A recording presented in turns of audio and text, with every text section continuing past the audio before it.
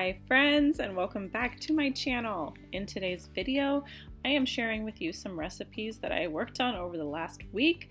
They are non-traditional Thanksgiving sides, just a little take on how to cook them a little bit differently, things that you may already have.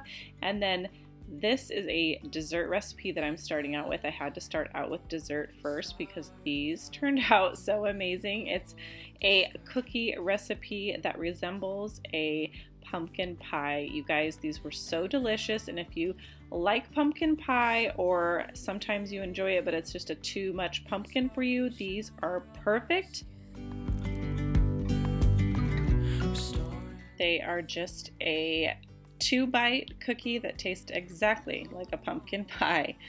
Also, I will say, if I make them again, which I'm sure that I will be putting a little bit less flour in, and also maybe forming the wells inside of the cookie a little bit differently. They're supposed to be thumbprint pumpkin pie cookies. If you've ever made a thumbprint cookie with jam before, very similar to that, but I ended up having to use my knuckle to kind of get the well deeper because I wanted to have as much of the pumpkin pie filling as I could get.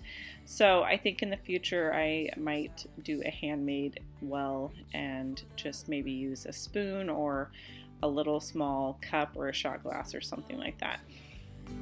We lose track of time. I just wanted to take this time to say thank you so much for you guys being here and taking time out of your day to watch my video. I appreciate each and every one of you. I am so thankful for you, and from my family to yours, happy Thanksgiving. Comment down below and let me know what your favorite dish is during Thanksgiving time. Mine is definitely mashed potatoes. There are plenty of ways you can make mashed potatoes, but there are also plenty of ways that you can make potatoes. So later on in this video, I will be sharing with you the potato recipe that I made, which is a potatoes au gratin. It turned out so delicious, so stay tuned for that. I'm also going to be making a corn recipe in the crock pot. You guys, it's so easy to open a can of corn, but to make it completely extra, this recipe was just insane and definitely my favorite of the sides. And then I also make a different take on some green bean casserole. So I am very excited to share all of them with you, and I appreciate you guys so much for watching. I love Thanksgiving. It has always been one of my favorite holidays, but I will say I am enjoying it so much more as I get older. When I was a kid, Thanksgiving was just one of the busiest days. My grandma always hosted and had so many people over, and so my mom and I, for a day or two before, were baking with her and cleaning her house and getting dishes down, and there was probably 30 people there, and it was just insane setting up all the chairs. Even though I helped here and there, it was just part of the process, and I definitely enjoyed that when I was a kid. As I've gotten older, I have definitely hosted my share of Thanksgivings, but these days we tend to be really low-key with Thanksgiving as we don't have family here. Last year we spent it with one of my best girlfriends, and it was such a fun day, but very casual as well. And I think we're going to try to do that again this year, although I will say there is some sickness floating around in both our households. So we will see if we are all well enough to get together by then. But in the morning, we always watch the parade, and my husband grew up in New York, and so he got to see his fair share of Thanksgiving parades. And when he was a kid doing that, I was a kid watching it, dreaming of the day that I could be there. So that is on our bucket list to go, even though he's been a few times before. But my daughter watched the parade last year and she loved it. So that is one of our traditions, to watch the parade and then have just some light breakfast snacks and then enjoy the cooking process and the eating process of everything that is Thanksgiving. Beyond gravel, beyond all.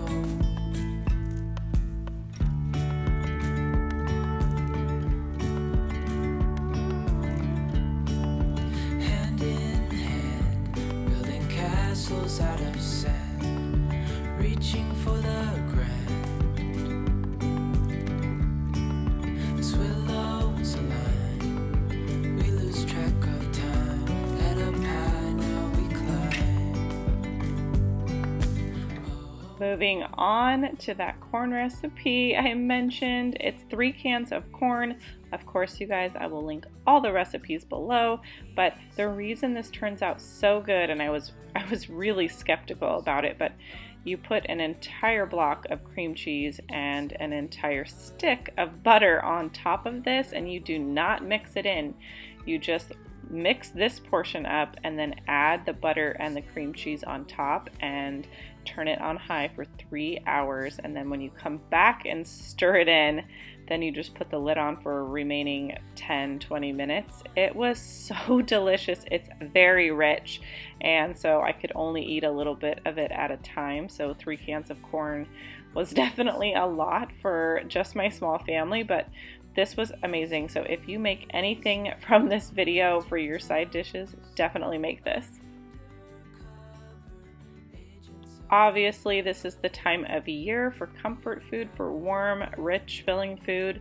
You guys, my diet has gone downhill real quick, and that is just okay. We will retackle cutting back on a lot of things in January, but for now, I am trying to enjoy trying some new recipes, to sharing the recipes with my family and my friends, and it's very exciting, and of course, sharing my recipes with all of you guys.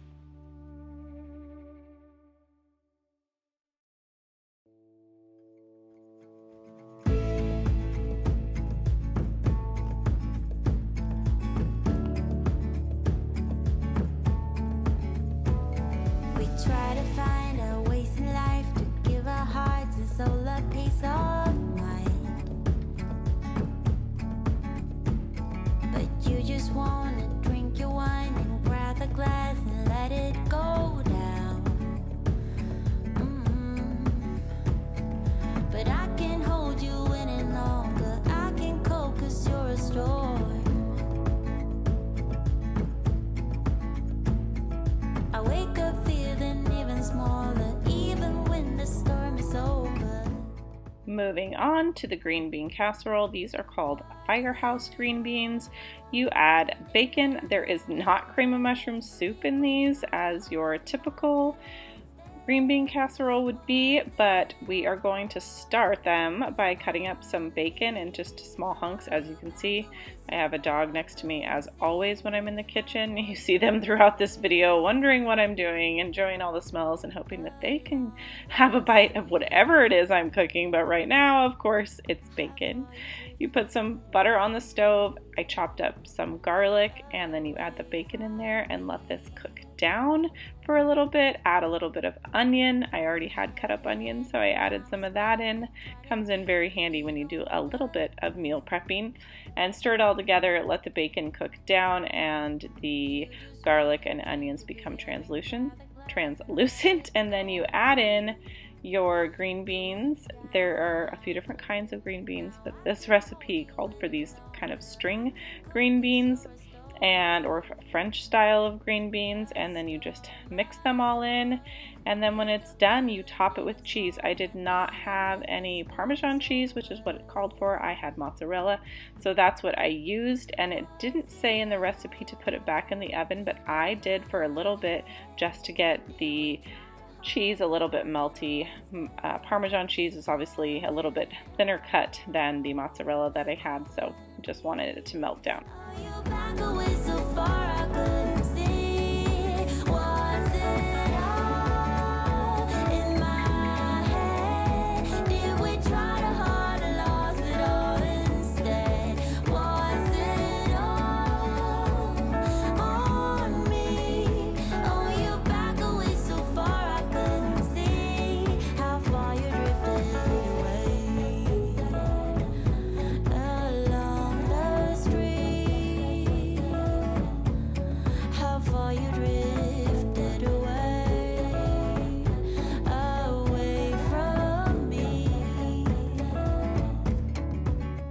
The last recipe that I'm going to share with you guys are the potatoes au gratin. I looked up so many different potato recipes over the last few weeks to decide what to share with you guys. There are scalloped potatoes, which are very good, but I just was craving cheese. So potatoes au gratin it is. I will say this called for a russet potato that you peel and slice, but I did not do that. I just got white potatoes, which meant I did not have to peel them. If you're ever in a bind and just hate peeling potatoes, a white potato or a new potato is the best way to go because you don't have to peel them. You can barely taste the peel, and it's not hard, it's very thin, and it works out just fine, even if you do a mashed with this. So thinly cutting these is a task. You can use a mandolin or a cheese grater. Sometimes have a slicer on the side, mine does, but I just sliced these up as thin as I could. Now I will say these had to cook for a lot longer than the recipe said. The recipe also called for me dumping the potatoes inside of the cheese sauce. I did not do that. I poured it over the top. I've been doing that for a long time where I just pour it over the top, and it seems to be working out just fine. But if you want to make sure everything is evenly coated, definitely throw the potatoes in there and mix them together. I also thinly sliced the onions and alternated potato, onion when I stacked them instead of chopping them and throwing them in the pot. This way you just get a nice thin little piece of onion, and my husband and I both enjoy onions a lot, so that is the way that I chose to do it, and it turned out great. I will also say, if I didn't mention already, it had to cook a lot longer than the recipe said.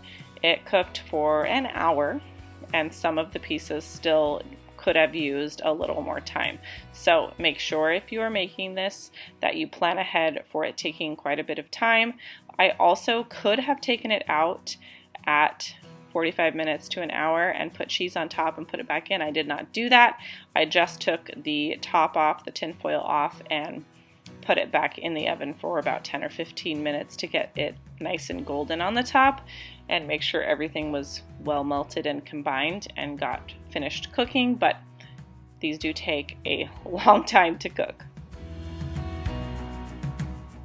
Potatoes in general are probably one of my favorite foods, and that is because you can do so many things with them. And there's also so many different kinds of potatoes, and they all taste different, including a sweet potato. But I was going to say, watching this back, it would be fun to do a baked potato for Thanksgiving as well. I know everyone loves a good mashed potato because you can have gravy, but there are so many different side dishes that can be kind of saucy that you could just do a baked potato and put all the toppings on top and put cheese and sour cream, and it would be delicious.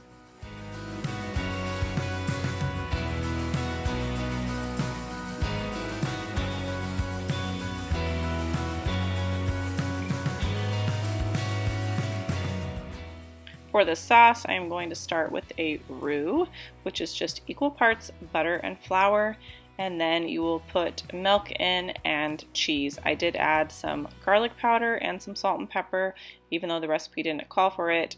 I like everything with garlic, salt, and pepper, so that is what I did.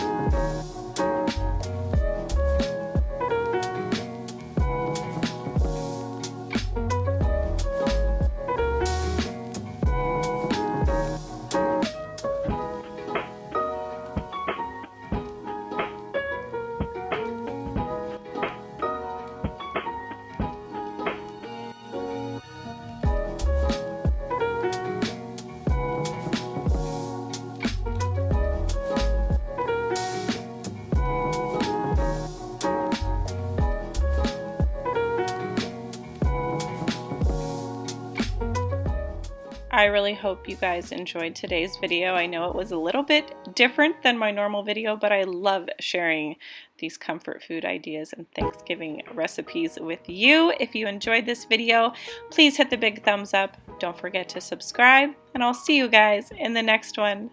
Happy Thanksgiving! Bye!